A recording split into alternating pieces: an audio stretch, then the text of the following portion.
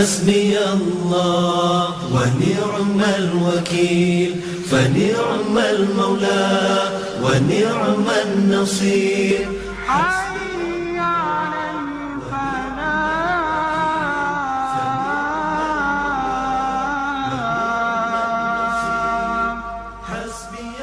بھلائی کی طرف آؤ. الوكيل فنعم المولى ونعم النصير. حسبي الله ونعم الوكيل. میں دائی ہوں، میں وہ شخص ہوں جو دعوت دیتا ہوں، لہٰذا مجھے بخوبی باخبر ہونا چاہیے اس کا جو میں بتا رہا ہوں. ہمیں ضرورت سے زیادہ پر اعتماد نہیں ہونا چاہیے دعوت کی بابت اور کہتے ہوئے ٹھیک ہے میں ہر کسی کو دعوت دوں. ہاں ٹھیک ہے دعوت دیں عام انداز سے ہر کسی کو، لیکن کبھی کبھار آپ کو اس شخص کو سمجھنا ہوتا ہے جسے آپ دعوت دے رہے ہیں. فطرت کے اعتبار سے آپ کو اللہ سبحانہ وتعالیٰ پر ایمان لانے کے لیے بنایا گیا ہے. بغیر خیال کے کیسے کوئی چیز وجود رکھ سکتی ہے؟ آدم نے کیسے ہستی کو وجود بخشا جس کا وجود ہی نہیں؟ یہ منطق سے ماورا ہے. اور تب وہ کہتے ہیں وہ لوگ جو مذہبی ہیں ان کے ساتھ کچھ گڑبڑ ہے. اور تب میں بہت زیادہ تفصیل میں نہیں جانا چاہتا، لیکن آپ کو پتہ ہونا چاہیے کیسے ثابت کرنا ہے اللہ کی توحید کو کہ وہ ایک ہے، حتیٰ کہ وہ مسلمان ہو جائیں آپ یہ کریں اس میں کچھ غلط ہے. حسبي الله ونعم الوكيل فنعم المولى ونعم النصير. ہمارے اولین مقرر شیخ ابو عدنان ہیں، وہ برادری میں بے حد معروف ہیں.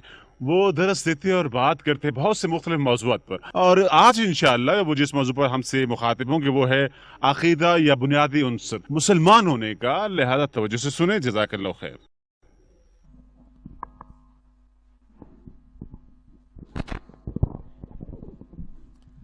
بسم اللہ الرحمن الرحیم الحمد للہ والصلاة والسلام علی رسول اللہ. موضوع بہت تحریک دلانے والا ہے، اس لیے مجھے کھڑا ہونا پڑا، میں بیٹھ نہیں سکتا. اس دلچسپ موضوع پر بات کرتے ہوئے، اپنے اعتقاد کے نظام کی بابت بات کرتے ہوئے، یہ عمل کیمرہ مین کے لیے مشکل کرے گا، لہٰذا آپ کو مجھے فالو کرنا ہوگا. میرا نام محمد کامون ہے اور ابو عدنان کے طور پر جانا جاتا ہوں کیونکہ میرا بیٹا عدنان ہے، لہٰذا لوگ مجھے ابو عدنان کہتے ہیں. طیب، ہم آغاز کرتے ہیں محض ایک مختصر گفتگو انشاءاللہ اعتقادات کے موضوع پر. بسم اللہ والحمد للہ والصلاة والسلام علی رسول اللہ. آغاز سے قبل ایک اہم ترین چیز موجود ہے، سبحان اللہ، جس کی بابت میں نے سوچا. جب ہم مطالعہ کریں دعوت کے موضوع کا، بنیادی اصول موجود ہیں جن کا علم ہونا چاہیے جب ہم آغاز کریں دعوت دینے کا.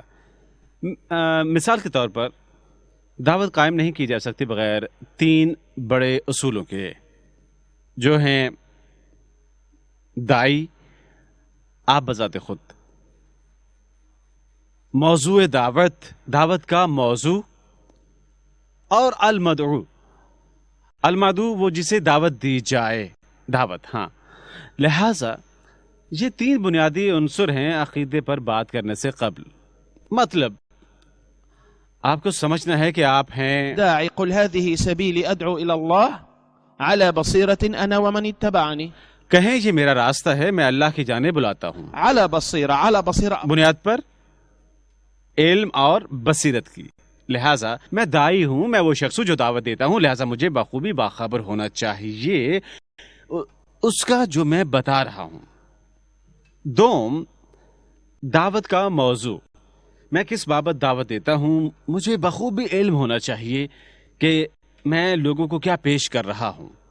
آج کا موضوع ہے جیسے ہم کہہ سکتے ہیں اسلام، توحید، عقیدہ یا جو کچھ بھی، بمطابق تیسرے اصول کے جو ہے المدعو، وہ شخص جسے آپ دعوت دیتے ہیں، جس طرف بھی آپ اسے مدعو کرنا چاہتے ہیں. اور یہ مختلف ہو سکتا ہے، جیسے کہ بھائی آج بات کا آغاز کر رہے تھے، وہ ایک مسلمان ہو سکتا ہے جو حامل ہے کچھ غلط نظریات کا اپنے ذہن میں، یا ایک مسلمان ہو سکتا ہے جو گناہ کبیرہ کا ارتکاب کر رہا ہے، یا وہ ایک کافر ہو سکتا ہے، وہ یکسر مسلمان نہیں ہے، یا یہ اہل کتاب ہو سکتا ہے، عیسائی، یہودی، دہریہ ہو سکتا ہے دہریہ، عیسائی، یہودی، کوئی بھی جو مسلمان نہیں ہے، بدھ مات بھی ہو سکتا ہے. اور وہ ہے المدعو. ایک اہم ترین نقطہ اس کا حال جاننا ہے، یعنی وہ کون ہے، وہ کس پر یقین رکھتا ہے اور وہ کیا سمجھتا ہے. اور کبھی کبھار ہر کوئی ہر کسی کے ساتھ نہیں بیٹھ سکتا. آپ ہر کسی کے لیے دائی نہیں ہو سکتے. یہ چیز ذہن میں واضح کرنی چاہیے کہ مثال کے طور پر میں نہیں ہو سکتا. کوئی مفکر اسلام ہو سکتا ہے لیکن وہ بخوبی اہل نہیں ہے پرقوت مباحثہ کرنے کے لیے ایک عیسائی سے. یہ بالکل سادہ ہے. ہو سکتا ہے ایک بھائی اسلام کی سمجھ بوجھ بخوبی رکھتا ہے اور عیسائیت میں بھی وہ اہل ہے بیٹھ کر اس سے بات کرنے کا. لہذا وہ بے حد اہم اصول ہے کہ ہمیں ضرورت سے زیادہ پر اعتماد نہیں ہونا چاہیے دعوت کی بابت اور کہتے ہوئے ٹھیک ہے میں ہر کسی کو دعوت دوں گا. ہاں ٹھیک ہے دعوت دیں عام انداز سے ہر کسی کو, لیکن کبھی کبھار آپ کو اس شخص کو سمجھنا ہوتا ہے جسے آپ دعوت دے رہے ہیں اور آپ کس سطح کے اہل ہیں, آپ کس سطح کے علم کے حامل ہیں اور آپ جانتے ہیں اس کو اور اس کے اعتقادات کو بھی. لہذا آپ پیش کر سکتے ہیں دعوت اسے, اور یہ سمجھنا بہت ضروری ہے. بے شک شرع نے یا اسلام نے یا اسلام سے متعلق ہماری سمجھ بوجھ رہنمائی کرتی ہے اس راستے پر. سوالات سے مثال کے طور پر جوابات سے جو میں نے سنے ہر کسی سے ماشاءاللہ, میں آپ کو یہ نہیں بتا رہا کہ کس گروپ نے زیادہ صحیح جوابات دیے, لیکن سامعین میں ایک بھائی موجود ہے جو جانتا ہے, میں نے اس سے بتایا, آپ اس سے بعد میں پوچھ سکتے ہیں. طیب, لیکن ہر کسی نے اچھے جوابات دیے. لیکن یہاں مسئلہ یہ ہے کیسے ہم وہ پیغام کیسے پہنچا سکتے جو ہم پہنچانا چاہتے ہیں مطلوبہ شخص کو, اور کیا پیغام پہنچا رہے ہیں. بے شک جب ہم قرآن کی تلاوت کرتے ہیں ہم سمجھتے ہیں کہ اللہ تعالیٰ نے ہم سے کلام فرمایا ہے, ہم جسے اپنا اعتقاد کا نظام کہتے ہیں. ہم دیکھتے ہیں تمام آیات جو اعتقاد پر بات کرتی ہیں ہمارے اعتقادات کے نظام پر بطور مسلمان, تو یہ منقسم ہیں. توحید, اللہ کی وحدانیت, اور اگر ہم سب سے پہلے اللہ کی بابت بات کریں تو آپ دیکھیں گے اس کے دو بڑے حصے ہیں قرآن میں. پہلا حصہ ہماری سمجھ بوجھ ہے جسے ہم عربی میں کہتے ہیں التصور, یعنی ہماری سمجھ بوجھ کے اللہ سبحانہ تعالیٰ کون ہے, وہ کس اہلیت کے سبب وجود پذیر ہے, وہ کہلاتا ہے التصور. اور یہ سادہ ہے, ایک سادہ صورت جسے غالباً آپ دہراتے ہیں قرآن میں یا روزانہ اپنی نماز میں چند مرتبہ. قل هو اللہ احد اللہ الصمد لم یلد ولم یولد ولم یکن له کفوا احد. یہ ایک پہلو ہے کہ آپ اللہ کی بابت بات کر رہے ہیں کہ وہ ایک ہے, وہ ہے توحید کا ایک پہلو جسے علماء کہتے ہیں العلمی الخبری, جس کا مطلب ہے یہ ہے ایک اطلاع جس پر ایمان رکھتے ہیں اور آپ کا دل قبول کرتا ہے اور آپ اپنے اعمال کی بنیاد رکھتے ہیں اس کے مطابق, جو دوسری قسم کی توحید ہے جو ہے الارادی الطلبی. ارادی یعنی آپ اپنی زندگی میں جو کچھ بھی کرتے ہیں, ہر کام جو آپ کام کرتے ہیں, ہر سانس جو لیتے ہیں, ہر عبادت اللہ سبحانہ تعالیٰ کے لیے ہی ہے. قل یا ایھا الکافرون لا اعبد ما تعبدون ولا انتم عابدون ما اعبد ولا انا عابد ما عبدتم ولا انتم عابدون ما اعبد لكم دينكم ولي دين. یہ کیا ہے؟ کہو اے کافرو میں اس کی عبادت نہیں کرتا جس کی تم کرتے ہو. دیکھیں لہٰذا یہ اس صورت کی بات کرتے ہیں کیونکہ انہوں نے مجھے اس موضوع کے لیے 20 منٹ دیے ہیں. لہٰذا میں یہ صورت یہاں قرآن میں یہ واضح ہے, سادہ ہے, سادہ صورت. یہ آپ کو ہدایت کرتی ہے کہ آپ اپنی تمام تر عبادت اللہ سبحانہ تعالیٰ سے منسوب کریں. لہٰذا ہر چیز آپ کی زندگی میں اللہ سبحانہ تعالیٰ کے لیے ہے, جو ہے توحید کا دوسرا موضوع. اور توجہ کریں اللہ سبحانہ تعالیٰ فرماتا ہے, دو آیات آپ کے لیے سورۃ البقرہ میں آیت نمبر 21 اور 22. توجہ کریں, آپ سب کچھ جان پائیں گے بابت طریقت. میں یہ بھی تذکرہ کرتا چلوں آپ سے انشاءاللہ اللہ سبحانہ تعالیٰ کیسے ہمیں مباحثے کا طریقہ بیان فرماتا ہے اور بات کرنے کا دہریوں سے. طیب, اور آپ کے کچھ سوالات کا جواب دوں گا, یعنی اور میں انشاءاللہ کچھ سوالات کا احاطہ کروں گا جو آپ نے دیے. اللہ سبحانہ تعالیٰ نے فرمایا یا ایھا الناس اعبدوا ربکم الذی خلقکم والذین من قبلکم. اے لوگو عبادت کرو. لہذا آپ یہاں توحید کا یہ موضوع دیکھتے ہیں بطور عبادت, یعنی اپنی تمام عبادت منسوب کرنا. عبادت کیا ہے؟ وہ جسے اللہ نے قرآن میں عبادت قرار دیا, وہ چاہے آپ کے دل میں ہو, اللہ کی محبت ہو, اللہ پر آپ کا دھیان ہو, خواہ آپ اپنی زبان سے اس کا اظہار کریں قرآن کی تلاوت کر کے اور دعا کر کے, یا خواہ آپ اسے اپنے بدن سے کریں اللہ کے حضور سجدہ ریز ہو کر. طيب اعبدوا ربكم الذي خلقكم والذين من قبلكم, وہ جس نے تمہیں بنایا اور تم سے پہلے لوگوں کو. اللہ سبحانہ و تعالیٰ نے فرمایا لعلكم تتقون, تاکہ تم تقوی حاصل کر سکو. تب اس نے فرمایا الذي جعل لكم الأرض فراشا والسماء بناء. وہ جس نے بنایا.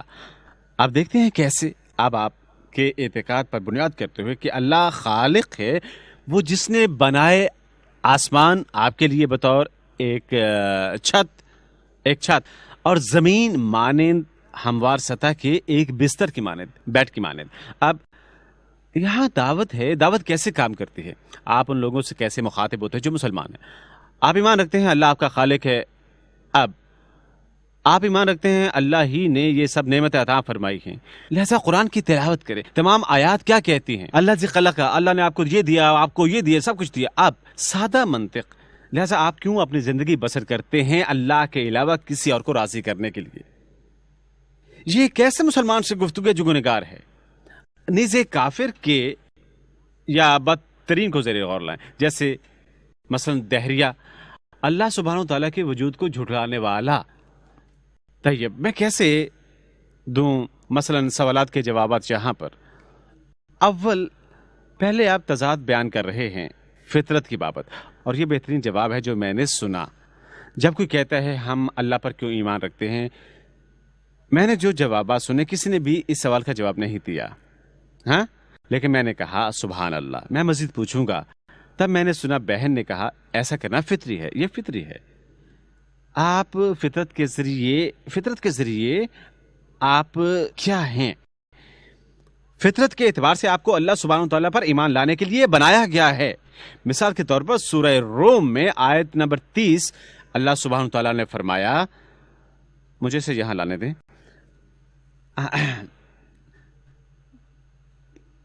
اب یہ سورہ روم آیت 30 ہے. فأقم وجهك للدين حنيفا فطرة الله التي فطر الناس عليها.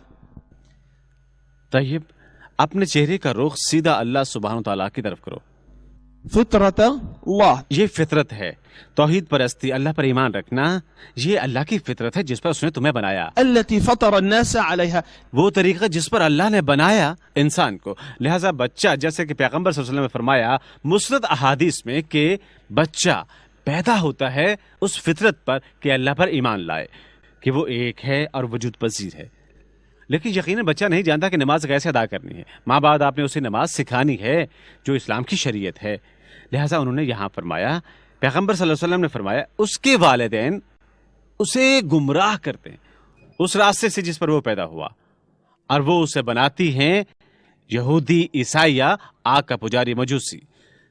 ورنہ اگر آپ بچے کو چھوڑ دیں اس کی فطرت پر، وہ خود میں ہمیشہ محسوس کرے گا کہ اللہ سبحانہ تعالیٰ کی عبادت کرنی ہے، اور وہ سمجھتا ہے کہ ایک خالق موجود ہے جو اللہ سبحانہ تعالیٰ ہے. اسی لیے جو دوسرا بہترین جواب آیا وہ یہ ہے، ہمارے درمیان خلیج ہے، ہم نے اس کو پر کرنا ہے. یہی وجہ ہے ابن القیم نے کہا کہ انہوں نے کہا کہ تم یا تو غلام ہو اللہ کے یا غلام ہو اپنی خواہشات کے. تم نہیں ہو سکتے، تمہاری زندگی اس مانند ہے، یا تم یہاں ہو یا تم وہاں ہو. تم خلا پر کرو ہمراہ اسلام اور توحید، تب یہ درست طریقہ ہے اور آپ سے اسی کی توقع کی جاتی ہے. اب ہم واپس نقطے کی جانب آتے ہیں. کیا اللہ سبحانہ تعالیٰ نے فرمایا اگر ہم کسی کو دعوت دے رہے ہیں جو مسلمان نہیں ہیں، پہلے آپ کو سمجھنا ہے کہ قرآن شروع سے آخر تک ایسے لوگوں سے مخاطب نہیں جو پاگل ہیں، ایسے لوگوں سے مخاطب ہے جو ہیں ذہین، اور وہ وجود پذیری کو جھٹلاتا ہے خالق کی. وہ نارمل نہیں ہے، سادہ، وہ نارمل نہیں ہے. کیوں؟ کیونکہ آپ سادہ ترین چیز کو جھٹلا رہے ہیں، اور یہی وجہ ہے وہ مدد لیتے ہیں احمقانہ دلائل سے. وكان الانسان اكثر شيء جدلا، وہ مباحثہ کرنا چاہتا ہے، وہ گفتگو کرنا چاہتا ہے، لیکن حقیقت سمجھ نہیں آتی جب آپ اس کی زندگی کے امور دیکھتے ہیں جن کے لیے وہ زندہ رہتا ہے. اس کی ایک وجہ درکار ہے. وہ کام پر جاتا ہے، صبح اٹھتا ہے، کس کے لیے؟ مال کمانے کے لیے، کیونکہ کام مال کمانے کا سبب ہے. جب وہ بچے چاہتا ہے شادی کرتا ہے کیونکہ وہ بچوں کا سبب بنتی ہے. لیکن جب اس کے ہاں بچے نہیں ہوتے وہ ڈاکٹر کے پاس جاتا ہے دوا لینے کے لیے تاکہ وہ بچوں کا حامل بن سکے. لیکن جب معاملہ ہو اس تمام کائنات کے خالق کا، کہتا ہے اوہ یہ اتفاقاً ہے، لیکن یہ بیکار ہے، بالکل غیر سود مند.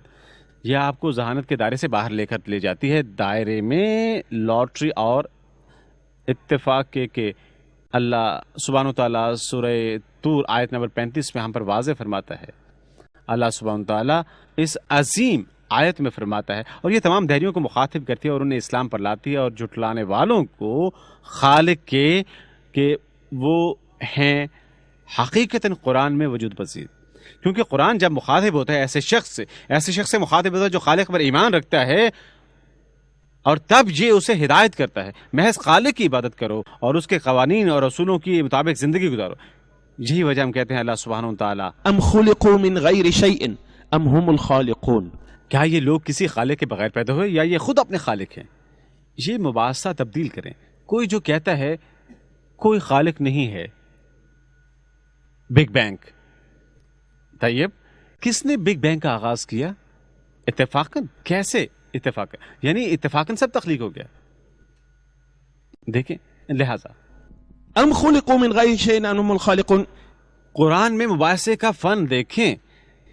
در حقیقت اس آیت میں ہمارے لیے کتنے سوالات ہیں شباب. اس آیت میں کس قدر سوالات ظاہر ہوتے ہیں. 2. حقیقت میں یہ مباحثے کا ایک فن ہے کہ آیت میں 3 سوالات ہیں لیکن تیسرا سوال مخفی ہے.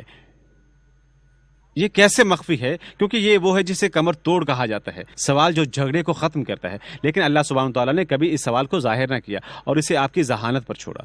اس نے فرمایا ام خلقوا من غیر شیء، یعنی لا شے نے تمہیں تخلیق کیا عدم سے. یہ کیسی حماقت ہے. یقیناً کچھ نہیں ہے، یقیناً. یعنی خلاص آپ مزید آگے نہ بڑھیں. فلا يحزنك كفرهم. خلاص ان کے انکار پر آپ افسردہ نہ ہوں، کیونکہ یہ شخص شعور نہیں رکھتا ہے. بغیر خالق کے کیسے کوئی چیز وجود رکھ سکتی ہے؟ آدم نے کیسے ہستی کو وجود بخشا جس کا وجود ہی نہیں؟ یہ منطق سے ماورا ہے. اور تب وہ کہتے ہیں وہ لوگ جو مذہبی ہیں ان کے ساتھ کچھ گڑبڑ ہے. نعوذ باللہ. طیب ام خلقوا من غیر شیء. اللہ نے فرمایا کیا کسی خالق کے بغیر تخلیق آگے؟ بے شک نہیں. لا شے صفر مہیا کرتا ہے. لا شے لہذا نہیں ہو سکتی کوئی پیداوار جو وجود پذیر ہے اگر کوئی موجود نہیں ہے جس نے اسے وہاں رکھا. ام هم الخالقون. یا کیا تم خود اپنے خالق ہو؟ بے شک کوئی اپنا خالق نہیں ہو سکتا. اب تیسرا سوال ہے تب تمہیں کس نے پیدا کیا؟ ہونا چاہیے ایک خالق. جیسے فلسفے میں کہتے ہیں سبب الاسباب جو ہے، جس بابت بہن نے بات کی کہ بابت تسلسل یعنی لامحدود رجت کی زنجیر. میں نے یہ لفظ آج ہی سیکھا برس میں تذکرہ. لامحدود رجت جو ہے ایک زنجیر جو لامحدود کی جانب جاری رہتی ہے اور یہ بے نتیجہ ہے. میں آپ کو کچھ چیز دکھاؤں گا، اسے سمجھنے کا آسان تھا طریقہ. فلسفے میں جائے بغیر محض ثابت کرنے کے لیے کہ نقطہ اگر ہم اس کے حامل ہوں. لوگ ہمیشہ آپ سے پوچھتے ہیں اللہ کو کس نے بنایا. دیکھیں یہ آیت اس کا جواب دیتی ہے. اسے کوئی ایسی ہستی ہونی چاہیے جس نے ہر کام کا آغاز کیا. جیسے اگر آپ ڈومینو ایفیکٹ لیتے ہیں کیسے وہ سب کے سب نیچے لڑکتے ہیں، لیکن اگر آپ انہیں لاکھوں برس تک چھوڑ دیتے ہیں، آپ ڈومینو رکھ کر چھوڑ دیں، کیا وہ گریں گے؟ تب کیا بذات خود شروع ہوگا گرنے کا عمل؟ کیا گرنے کا کوئی عمل شروع ہوگا یا ہونا چاہیے کوئی بیرونی ذریعہ سبب جو اس ڈومینو پر اثر انداز ہو جب آپ پہلے پیر انہیں چھوئیں اور وہ سب لڑکنا شروع ہو جائیں؟ لہذا کوئی چیز ہے جو بیرونی ہے. فلسفی حضرات وہ اسے کہتے ہیں اولین سبب یا سبب الاسباب، یا کچھ علماء متکلم اسے کہتے ہیں واجب الوجود پذیری. اس تمام تر فلسفے کو ایک جانب رکھ کر ہم اللہ سبحانہ تعالیٰ کو خالق مانتے ہیں. ام خلقوا من غیر شیء. کیا یہ خود بخود پیدا ہو گئے؟ نہیں، یہ نہیں ہو سکتا. لہذا یہ زندگی کی زنجیر اس زمانے سے، اگرچہ آپ اسے بگ بینگ کہیں یا حتیٰ کہ بگ بینگ سے قبل، اس زنجیر کے باہر کچھ ہونا چاہیے جس نے اس کا آغاز کیا. یہ نقطہ بآسانی سمجھ آ گیا یا نہیں بھائی؟ عام طور پر مجھے یہ سمجھانے میں مشکل ہوتی ہے، لیکن آپ نوجوان یونیورسٹی کے طلبہ ہیں، لہٰذا مجھے یقین ہے کہ مجھے یہ دہرانا نہیں پڑے گا. لہٰذا اللہ سبحانہ تعالیٰ ہم پر ظاہر کر چکا ہے یہ سب پہلے ہی. اور دہریوں کا ایک دوسرا گروہ وہ ہر چیز کو منسوب کرتے ہیں کس سے؟ ماذا؟ فطرت سے. جنہیں اللہ قرآن میں دہریوں کو کہتا ہے وہ ہر چیز کو کس کے ساتھ منسوب کرتے ہیں؟ دہر سے، زمانے سے. یہ زمانہ ہے. اللہ سبحانہ تعالیٰ نے فرمایا یہاں آیت کا آغاز یوں ہوا افرأيت من اتخذ الهه هواه واضله الله على علم. یہاں سورت کا نام نہیں لکھا. یہ کس سورت میں ہے؟ الجاسیہ. الجاسیہ آیت نمبر 23 یا 26. یہاں توجہ کریں. اے پیغمبر کیا اسے نہیں دیکھا جس نے بنایا اپنا معبود؟ یعنی وہ جو سنتا ہے اور تابعداری کرتا ہے کس کی؟ اپنے نفس اور خواہشات کی. اس نے فرمایا میں مزید نہیں بتا رہا کیونکہ تمام آیات بتانے کا وقت میرے پاس موجود نہیں ہے. وقالوا، یہ گفتگو کہ فطرت کس پر بنیاد کرتی ہے، جس فطرت نے ہمیں بنایا وہ کس پر بنیاد کرتی ہے؟ ہماری اپنی خواہش نفس اور خواہشات پر. توجہ کریں. اللہ نے فرمایا وقالوا ما هي الا حياتنا الدنيا نموت ونحيا وما يهلكنا الا الدهر. انہوں نے کہا یہ ہے ہماری زندگی، یہ ایسی ہی ہے. نمود، یہ ہماری زندگی ہے، ہم جیتے اور مرتے ہیں، اور یعنی ہمارا جینا مرنا. وما يهلكنا، اور وہ محض جو ہمیں تباہ کرتا ہے اور ہمیں ہلاک کرتا ہے وہ کیا ہے؟ دہر، زمانہ، فطرت. سنیں اللہ سبحانہ تعالیٰ نے کیا فرمایا. وما لهم بذلك من علم اور انہیں اس کا کوئی علم نہیں. انهم الا يظنون. در حقیقت وہ کیا ہیں؟ ظن. دیکھیں یہ سب ہماری خواہش نفس پر بنیاد کرتا ہے. وہ جو جھٹلاتا ہے، کیونکہ میں جانتا ہوں یونیورسٹیوں میں آپ سامنا کرتے ہیں زیادہ تر ڈارونزم اور دہریازم کا. اللہ سبحانہ تعالیٰ ما فرطنا في الكتاب من شيء. اللہ کبھی اجازت نہیں دیتا کسی چیز کو جو اس کتاب میں ہے. لہذا جب وہ کہتے ہیں داہر، خوب میرے پاس ایک سادہ دلیل ہے. اول وہ خواہش نفس اور خواہشات کی بات کر رہا ہے. آپ مسلمان ہیں، اللہ نے آپ کو بتایا، لہذا آپ کو نہیں چاہیے کوئی ثبوت اس سے، کیونکہ اللہ نے آپ کو بتایا وہ خواہش نفس کی بات کر رہا ہے اور وہ اپنی خواہش کا پجاری ہے. دوم، وہ علم نہیں رکھتے. وہ آپ کیسے جانیں گے؟ مجھے ثابت کریں کہ زمانہ محض وہ کرتا ہے اور کوئی علم موجود نہیں، اور وہ پیروی کرتا ہے شک کی. طیب دہر کیسے کر سکتا ہے؟ کیا فطرت خالق ہے یا تخلیق؟ آپ اس کا جواب یوں دیں، اگر وہ کہے خالق، کیونکہ وہ ایسا ہی کہے گا، ٹھیک. اگر یہ فطرت خالق ہے، یہ کیسے ایسی چیز مہیا کر سکتی ہے جو ذہانت رکھتی ہے جبکہ یہ خود ذہانت نہ رکھتی ہو؟ کیا فطرت ذہانت رکھتی ہے؟ نہیں. یہ قوانین کا مجموعہ ہے. قوانین کا مجموعہ. فطرت محض قوانین کا مجموعہ ہے جو چلاتے ہیں اس کائنات کو جس پہ ہم رہتے ہیں. ٹھیک. قوانین کا مجموعہ کس نے لاگو کیا؟ کوئی نہ کوئی ہونا چاہیے. دوبارہ واپس قوانین کے ان مجموعوں کو کون لاگو کرتا ہے؟ جو فطرت اور زمانہ ہے. اور انہیں آپ پڑھ بھی سکتے ہیں. علماء آپ کو بتائیں کہ زمانہ ایک نظریہ ہے، کیونکہ جب آپ زمین چھوڑتے ہیں زمانہ اور زمانے کی معنی نہیں رہتا جیسا وہ نافذ ہے یہاں پر. بہر کیا یہ قرآن سے بنیادی دلیل ہے برخلاف دہریت کے. جہاں تک اس کا تعلق ہے جو اللہ کے وجود پر یقین رکھتا ہے، جیسا کہ ایک ساتھی نے کہا، اس نے کہا آپ نے در حقیقت مجھے محدود کر دیا ہے گفتگو کے دوران. اب مجھے ثابت کرنا ہے کہ اللہ سبحانہ و تعالیٰ ایک ہے، اور تب آپ قرآن کی آیات استعمال کریں. اور تب میں بہت زیادہ تفصیل میں نہیں جانا چاہتا، لیکن آپ کو پتہ ہونا چاہیے کیسے ثابت کرنا ہے اللہ کی توحید کو کہ وہ ایک ہے ان لوگوں کو جو اللہ کی بطور تثلیث عبادت کرتے ہیں، اور نیز کیسے زیر بحث لانا ہے مسئلے کو اللہ سبحانہ وتعالیٰ کی وحدانیت کے یا اللہ سبحانہ وتعالیٰ کی یکتائی کے بذریعہ قرآنی طریقہ کار کے. جیسا کہ کسی کے لیے جو ہے آپ کا تیسرا، جو کہ یقیناً اہم ترین ہے، ہماری بے حد اہم دعوت آج کل مسلمانوں کے مابین ہے. یہ لوگوں کو اسلام میں لانے سے زیادہ اہم ہے. حتیٰ کہ وہ مسلمان ہو جائیں، آپ یہ کریں، اس میں کچھ غلط نہیں، یہ اہم ہے اور اسے نظر انداز نہیں کرنا چاہیے. لیکن اس دور میں جس میں ہم حیات ہیں، اور آپ پوچھیں کسی کاروباری شخص سے جب مشکل وقت آتا ہے تو کیا نئے آئیڈیاز متعارف کروانا بہتر ہے یا سرمایہ محفوظ کرنا؟ اپنا سرمایہ محفوظ بنانا، اور ہمارے نوجوان ہمارا سرمایہ ہیں. ہمیں محفوظ بنانے کی ضرورت ہے اپنا سرمایہ. ہمیں اپنے نوجوانوں کو محفوظ بنانا ہے. ہمیں اپنے مسلمان بھائیوں اور بہنوں کو محفوظ بنانا چاہیے. ہمیں ان کے شکوک دور کرنے چاہیے. ہمیں انہیں دوبارہ واپس لانا چاہیے تاکہ وہ قرآن کا معجزہ دیکھیں اور کیسے اللہ سبحانہ تعالیٰ نے ہمیں ارسال فرمائی بہترین شریعت. اور جہاں اللہ سبحانہ تعالیٰ ہمیں ارسال فرماتا ہے بہترین چیز جس پر ہم ثابت قدم رہ سکتے ہیں، اور یہ ہے دعوت کی بڑی کوششیں جہاں توجہ مرکوز کرنی چاہیے. یہ مسلمانوں کے مابین ہے، اور یقیناً مسلمان جو آپ دیکھتے ہیں ان کے احوال مختلف ہیں. کچھ مسلمان دین سے دور ہیں، تب آپ کو چاہیے انہیں قرآن کی تعلیمات کے ذریعے واپس لائیں. دین کس قدر اہم ہے ہماری زندگی میں. جی بھائی، ہاں جلدی، یعنی میرے پاس کتنا وقت ہے؟ چند منٹ. ٹھیک ہے. لہٰذا سبحان اللہ ایک بڑا موضوع ہے. ہم بڑھتے ہیں، لہٰذا یہ کوئی چیز ہے. اور تب ہم ایک اور اہم نقطے کی طرف بڑھتے ہیں جو ہے قرآن. آپ کو کیوں عظمت پر یقین ہے قرآن کی اور پیغمبر صلی اللہ علیہ وسلم کی؟ محض 2 منٹ میں اس کا خلاصہ پیش کروں گا. کیوں قرآن؟ کیونکہ قرآن ہے. یہ کیا ہے؟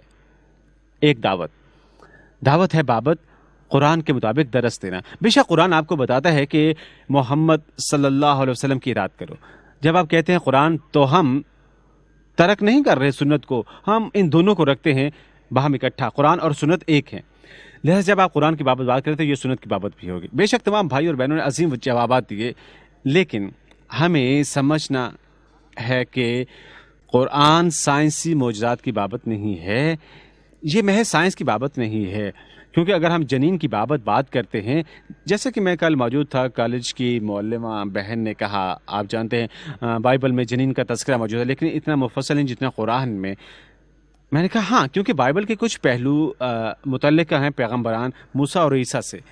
ٹھیک، لیکن بالخصوص آپ جس پر ہمیں اپنی توجہ مرکوز کرنی ہے وہ اسلام میں طاقت کا جواز ہے قرآن کی.